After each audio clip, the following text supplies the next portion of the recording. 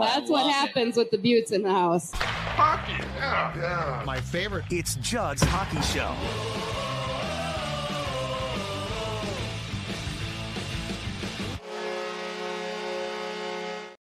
And welcome into Judd's Hockey Show, coming off a thrilling up and down 3-2 win against the brilliantly tanking Florida Panthers, trying to keep that top 10 protected pick. Congratulations! I think they're now number 9, so they did a heck of a job of trying to look competitive last night, while also falling and not even getting one single point. Today's show brought to you by our friends at NABC. North American Banking Company supports the people, companies, and service organizations that make the Twin Cities a great place to live. Check out any of their 6 Twin Cities area locations.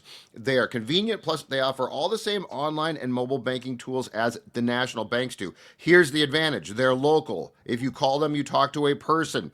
This does not feel like a national bank, but has all the perks. North American Banking Company wants you to feel good about where you bank, obviously, and whether that's going to a branch, calling them, or sending them a message, they want you to feel welcome and appreciated. That is what Local Touch does. If you want a better banking experience, it's this simple. Go to nabankco.com. That's nabankco.com to learn more, or visit any of their 6 Twin Cities locations. Member FDIC, equal housing lender. All right. Let's start with our friend again, Jessi. It was a week ago Friday. It's hard to believe that we sat here and did a show with Jessi, and the next day tragedy struck. The fragility of life, I guess, age on display again, definitely. But you know what? People, I mean, there's nothing nice about this. The nicest thing we can find is this. People have stepped up in a huge way, both through us and, more importantly, the GoFundMe. I think we've got $10,000 donations, or I should say, she does, her husband Mike, from the Tampa Bay Lightning, from the Blue Jackets, from the Wild, the last time I checked. But Age, as we wind down what's been a very tough week, tell the folks again, if they want to donate to help Jessi's husband Mike and the entire family, how they can do so. Yeah, so the first one you mentioned, that GoFundMe, still up and running. I know they've had to raise the cap on that because of the outpouring of donations already, but they're still looking to close out on a goal. They're up to a little over $220,000 right now. Think about how much that's going to help Mike, the rest of the family during this trying time with all of the fees and just stuff like that, and trying to get to that point where they're able to move on. We have a redirection site that is scorenorth.com/donate that puts you right to the GoFundMe if you want to contribute there at all in any capacity. I know, speaking on their behalf, it probably is much appreciated. But also, we here at Score North have put together some for Jessi, the Line Heathens merch. The Line Heathens Queen was serving you all. I mean, up until I know even that Friday, getting out the line combinations that you all were clamoring for. And so in honor of that, to help keep the Line Heathens movement running forward, we have some Line Heathens merch with all of the proceeds, every single cent going to the GoFundMe supporting Mike and the rest of the family. Scorenorth.com/shop. And a big thank you to the entire crew over at Tahoe Sportswear and Fridley for helping us put this together so quickly, getting down the cost as much as possible so we can get as many dollars and cents donated to that GoFundMe. They're checking orders, I think, daily to try to get them out, made, shipped out to you as quick as possible so we can have those roaming around Kellogg and 7th and inside the Grand Casino Arena. So scorenorth.com/shop. We are closing in on like $3,000 donated from just those sales. I think we're up over somewhere around 250 plus sales on those shirts, sweatshirts, etc. alone. So a little over $2,800 at the moment. Would be nice to get to that even $3,000 number just to send to that GoFundMe. So scorenorth.com/shop. Yeah, and thank you again.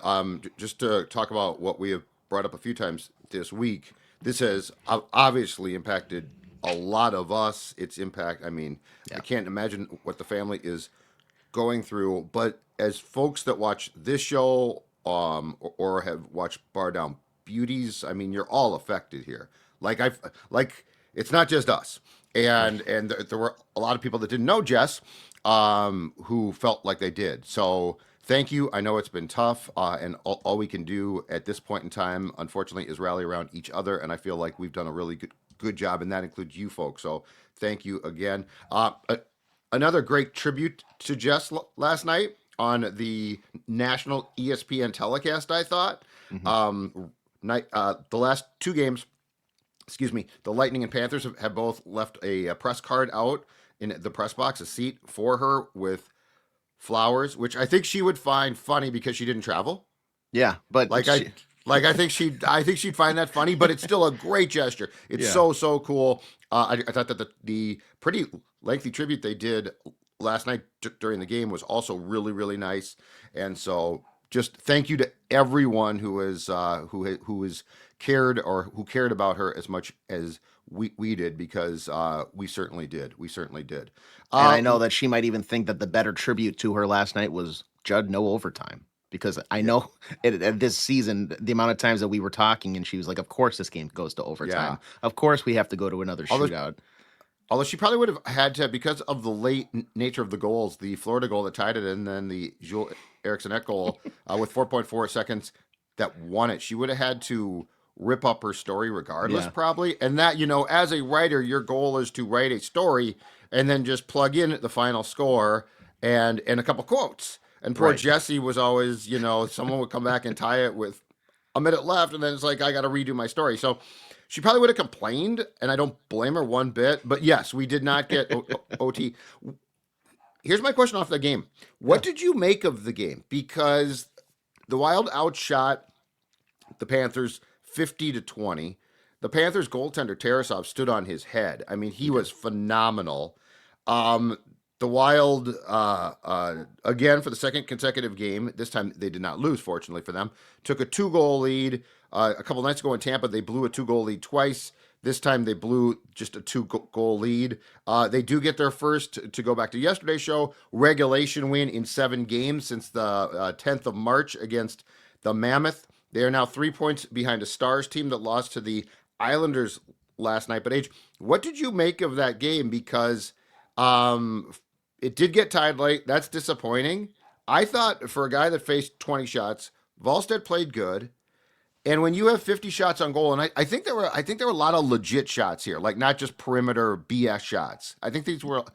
I thought it was an interesting game to try to analyze, because I didn't come away thinking they almost blew that game and they didn't play well. I came away with they sort of got goaltendered by the Panthers, and they still won. Yeah, that's what I was going to say. If there's one word to sum up that game last night, it's goal lead. But the Wild were able to overcome it. Starting off in goal, first off for the Wild, I thought Wallstedt had a good game. I mean, you texted me this very early, maybe early second period-ish, but you could notice that he seemed to look more like the goaltender we have seen earlier in the season, where his movements and his puck tracking was so concise and his rebound control was great. He had a couple kickouts where instead of to a juicy area, it goes to the corner and just kind of nullifies any secondary chance.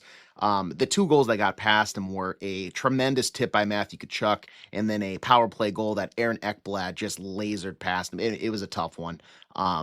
But nothing that I think he's going to go into the locker room after last night and say like, oh, God, I wish I could have got, I should have had that one, maybe is the correct verbiage there.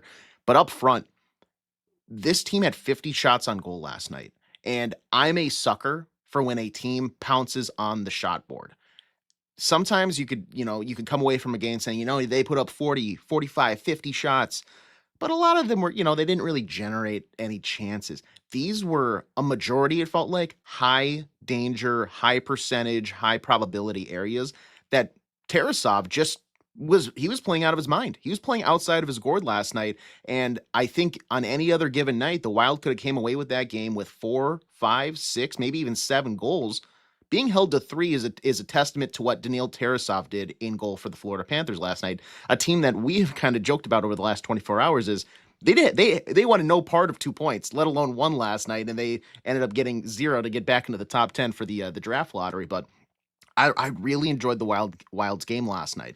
I think maybe where my heart wants it has a little bit to be desired, the play of potentially Kirill Kaprizov. I didn't see the dynamic Caprizov that I think we normally do, but the rest of the team was firing all cylinders. It feels like through 2 periods, they had 30 shots on goal. There were 2 players that didn't have a shot on goal at that time at the start of the 3rd period. One was number 36, Mats Zuccarello. The other one was number 97, Kirill Kaprizov, which feels weird that at that point, those guys have 0. Jeff Petrie has 2 shots on goal.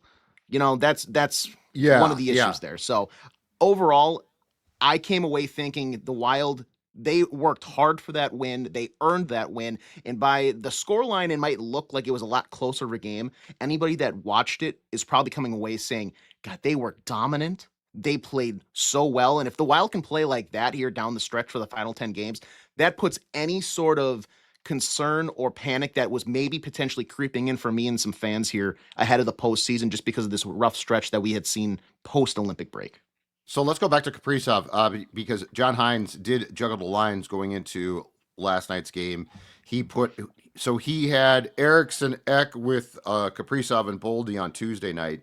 He took Tarasenko, who's been playing really well. He took him and stuck him on that line. So it was Boldy on the right side, Tarasenko on the left side, Eriksson, Ek at center. He reunited, I guess, the Hartman, Kaprizov, Zuccarello line. And Hartman did score a nice goal. He did. I got to give him credit. Nice goal. Now, he still didn't. There was a puck in front where he basically got out muscled by a Florida defender and then Tarasov, but he did score a nice goal. But I want to talk about the wingers here, and I want to focus on Caprizov, and I want your opinion on this too. Okay. So he's been back for 2 games. He missed time. He missed a few games after getting banged up in the game last Thursday against the Blackhawks. Missed a couple of games. And small sample size back. Like he missed some time. So yeah, okay, it might take him some time. That's the benefit of the doubt. That's the good. Next game he's gonna click because he did have a golden opportunity set up by Zuccarello on which Tarasov robbed him with a great glove save. In fact, that was his first shot on goal last night. Okay, so that's the good. Now here's my concern. Is he banged up still? And I'm not saying that they're asking him to play through something major, but what I'm saying is, there have been times where he has tried to play. And, there are times too when you are hurt or banged up when it's just not going to improve unless you take a month off or something, which obviously he does not have the benefit of that. But that's I guess scary part is the best word. Like that's the fear. So when you watch him play, do you see a guy who's just not as sharp because he missed a little bit of time and because he's coming off something, or do you have concerns that he is actually being slowed by something, which would be really detrimental? Because it's my feeling that you need Quinn Hughes, Kaprizov, and Boldy operating when the playoffs start at a minimum 80%. Like they're not going to be, if you're saying, well, they should be 100%, that's not realistic this late in the season. But I think 80 to 85% is, and if any one of those 3 is below that, it's going to cause some problems. So what's your opinion of what you've seen in 2 games so far with Caprizov back? I would guess he's still dealing with something post, I think it was the away game at Chicago. Apparently some check along the board, some collision with Ryan Donato. That's right. Tuesday. Did something. And that was the reason why he, missed a couple games. Based on what I've seen these past 2 games from him, though, I wouldn't have been, like in hindsight, 2020, I think I would have been banging the table saying, leave him at home until you come back. He doesn't need to travel on this road trip. My speculation, though, and that's only because of how important he is to your team and how much production he offers, I need to have him. You're saying 85. I would love 90, 95 minimum for the postseason just because of how good he is. And I think anybody that's asking a lot. I know it is. It's, what can I say? I always ask for. I always ask for stuff. But I think this, if I can put in my speculation cap here, after tomorrow's game against the Bruins at 4 p.m. puck drop, they have an unprecedented amount of time off between that game and the following game because they're off Sunday. And they're off Monday, and they're off Tuesday, and they're off Wednesday before back at home against the Vancouver Canucks on Thursday, April 2nd. 4 days off in a row at this late in the season is a gift. And then you don't really get that before you start the playoffs. This I felt like was the tester, the radar seeker, or whatever phrase you want to go, just to get a good read on just how bad or potentially it is and how much he can play on it. The past 2 games, I think it's clear that I haven't seen him be as dynamic.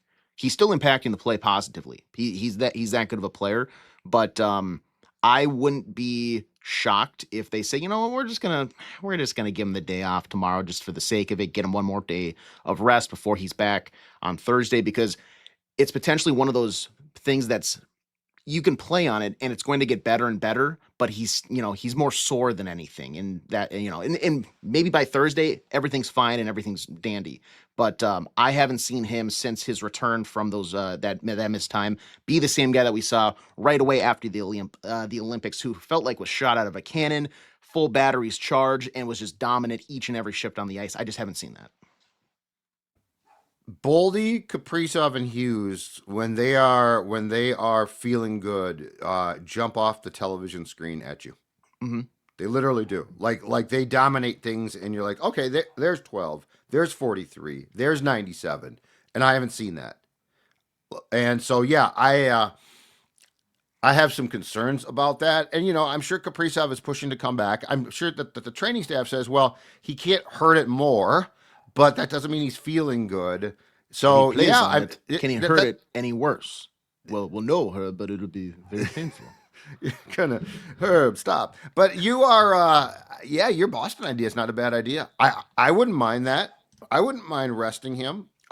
Now you could argue. Well, first of all, you could make a case that would just be a flat out smart move if he is still feeling something. I think the other part of the discussion is, well, they're now 3 points behind the Stars. And I know that, home ice advantage in the playoffs is not what it once was, but every advantage that you could possibly get in this series, because it's going to be just a knockdown drag out. I want the advantage.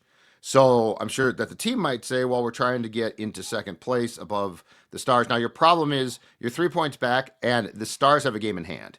So it's going to be tough. But yeah, I sort of like that idea of, if you give them the Boston game off, now you're going to be off from, what's today, Friday through next Wednesday. 6 days of rest. I don't think they'll do it.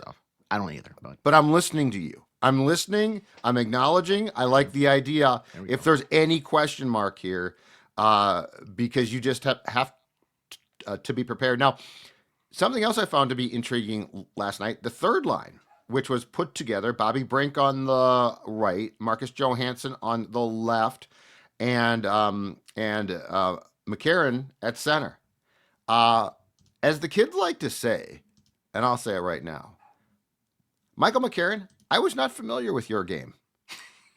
And we talked about that a little bit last week, but again, like I thought, unless you disagree fully, it looked like he belonged.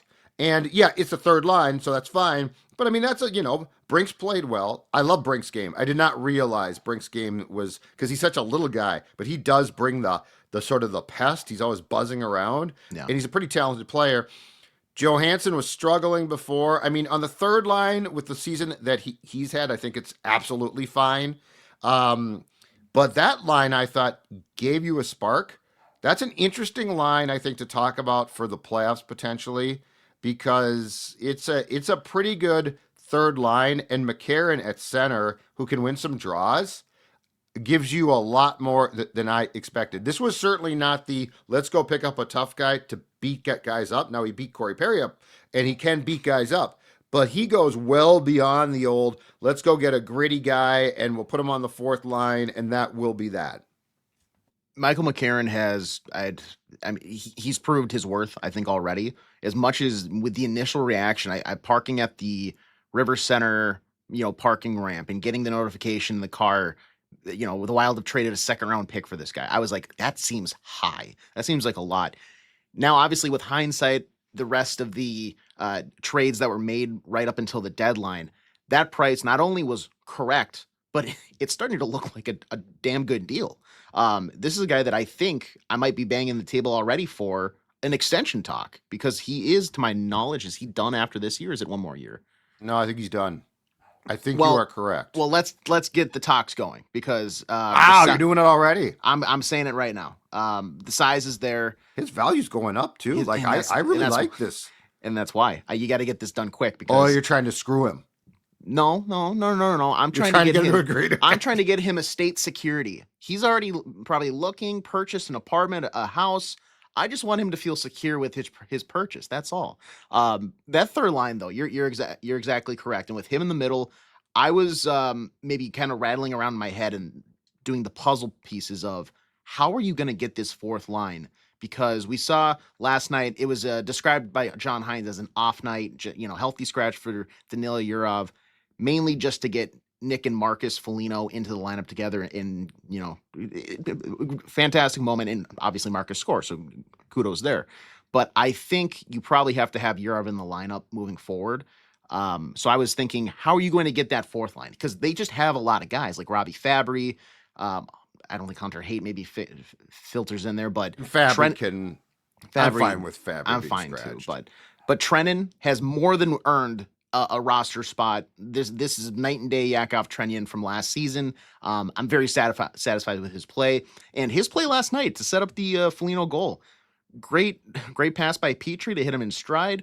He drops the shoulder and he used that size. How many times before on this team have we seen a guy that has size not use it and play like he's a foot shorter? Yakov Trenin this season has been doing exactly what we want.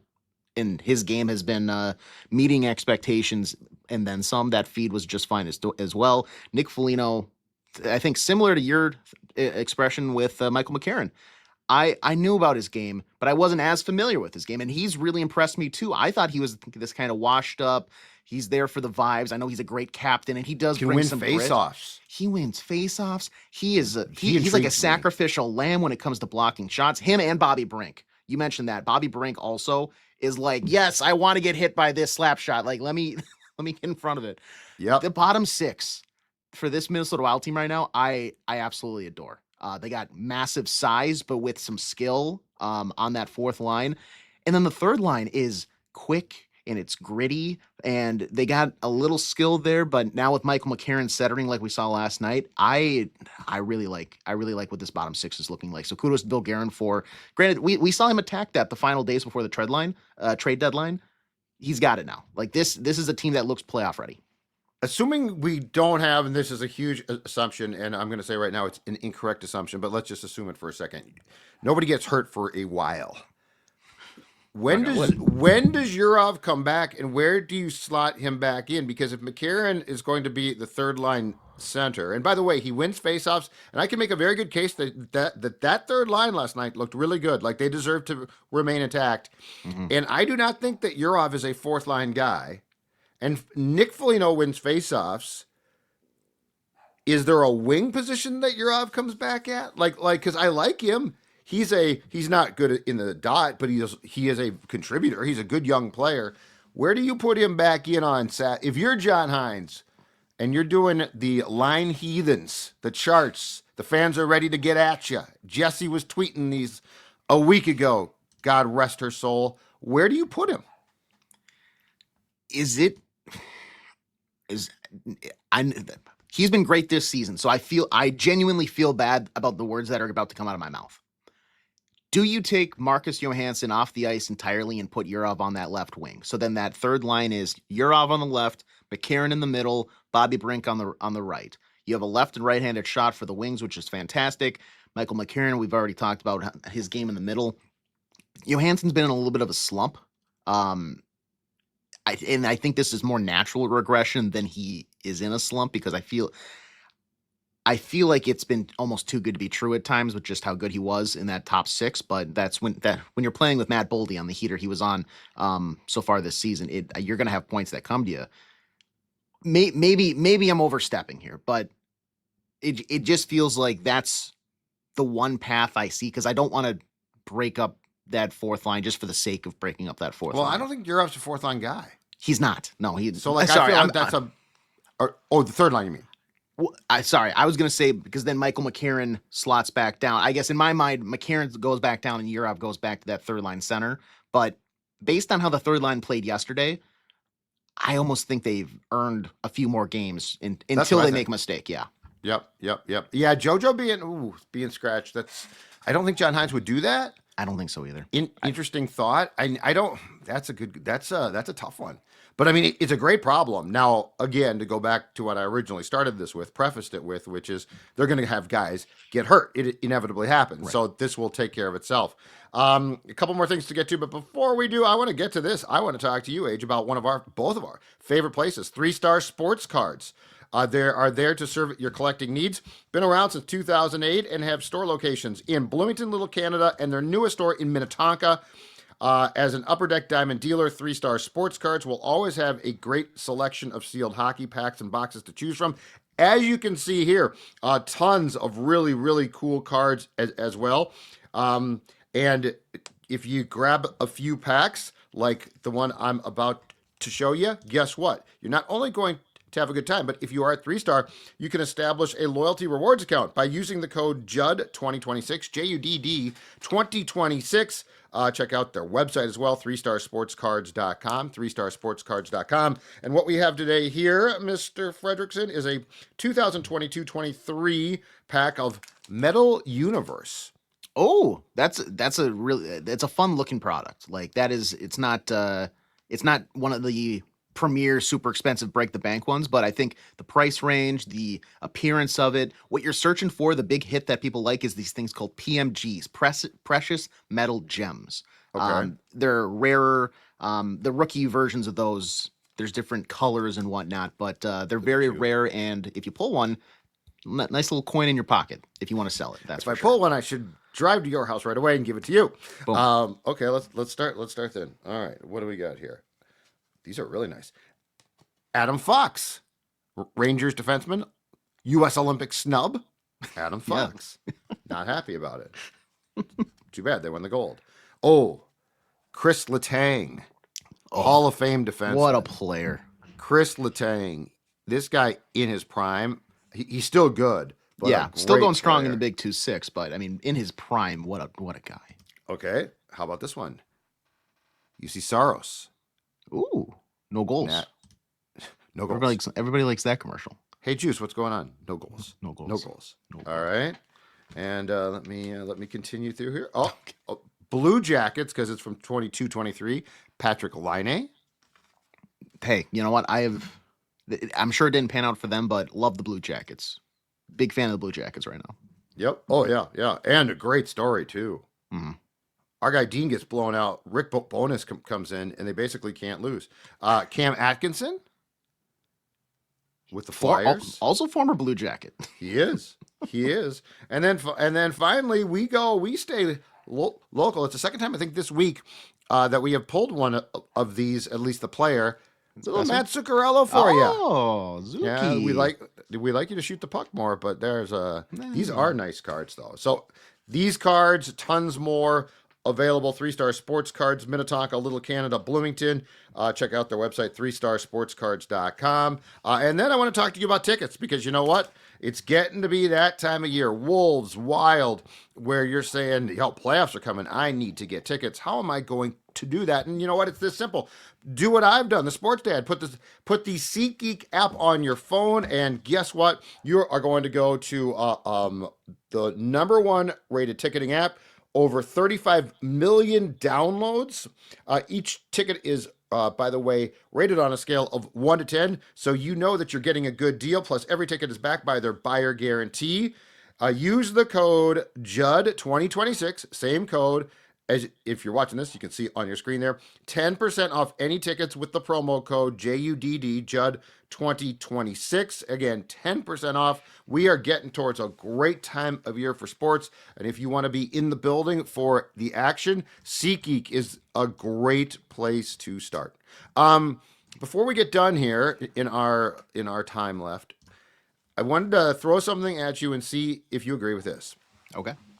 Is there any wider disparity in quality of telecasts than ESPN doing like a game and ESPN like Plus doing a game? I thought last night's game. Now the studio shows TNT superior, but I'm just talking about games. Ray Ferraro's fantastic. He's amazing at his job. I like Sean McDonough, so don't get me wrong. But if it was up to me, Bob Wischusen, who I think does the Jets football games on radio out east, I think he is their top hockey guy. I think he is fantastic. Is there any greater disparity though? Like if you get an ESPN exclusive plus game, you hear a lot of complaints, and they're not great.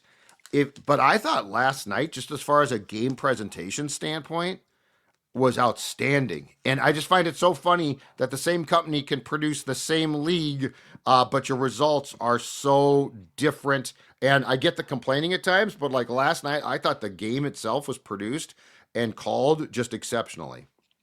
Well, I was relieved.